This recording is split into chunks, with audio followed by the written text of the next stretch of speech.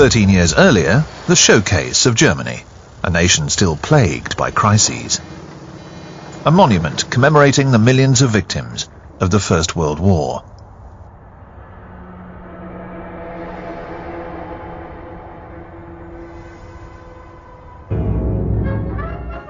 Marlene Dietrich is singing The Blue Angel in Berlin. Alexanderplatz. Thomas Mann is savouring his Nobel Prize for Literature in the shade of the linden trees of Avenue unter den Linden. Berlin is a major cultural centre of Europe, one of the most open and tolerant cities in the world.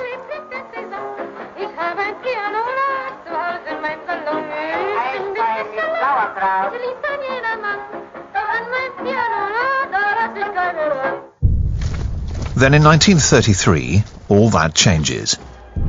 Through intimidation, demagoguery and exploiting the bitterness of the German veterans, Hitler and his armed militias, like the SA with their hymn The Horst Wessel Lied, seize control of Germany.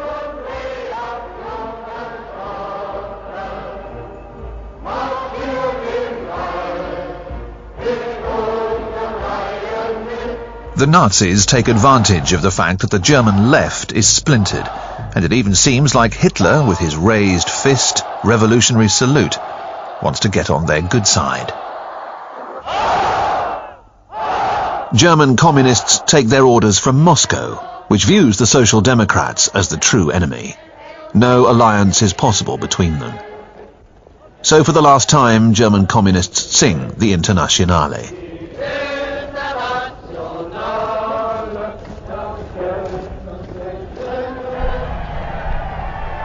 Hitler comes to power legally on January the 30th, 1933. Within a few months, his dictatorship is firmly in place. He becomes Die Führer, the leader. His supporters rise and chant, Heil Hitler. However, not all Germans are totally convinced, so again and again, Hitler hammers home his simplistic nationalist slogans.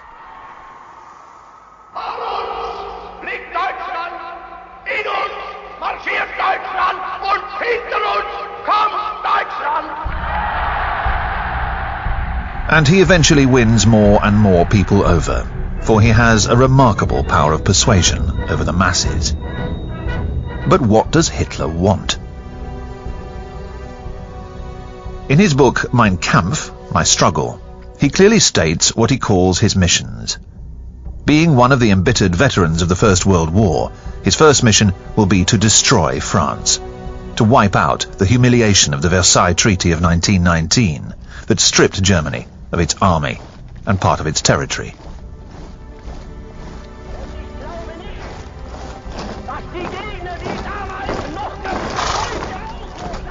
Then he wants to conquer what he calls Lebensraum, living space. Germany has a population of 80 million, twice that of France. He wants to make Germany the world power that it deserves to be.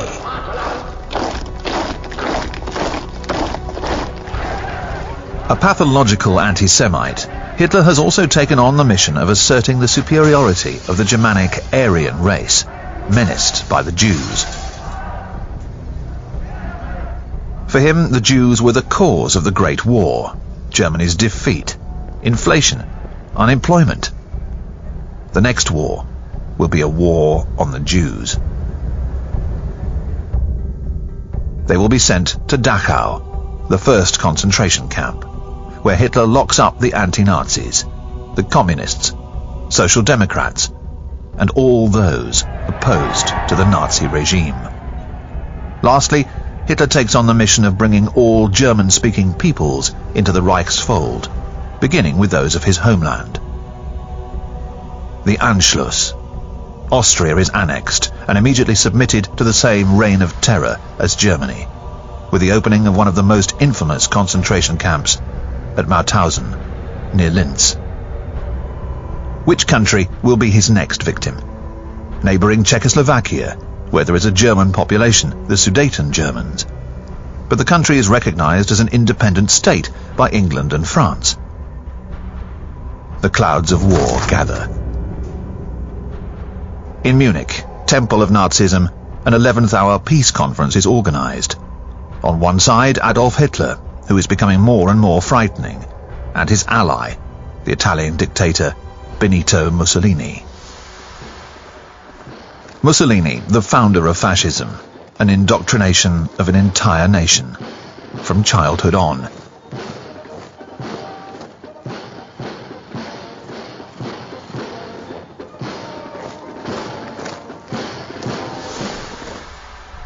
On the other side, the Western democracies, victorious but exhausted from the Great War. Neville Chamberlain, the conservative British Prime Minister, and the radical socialist French Premier, Édouard Daladier, want to save the peace.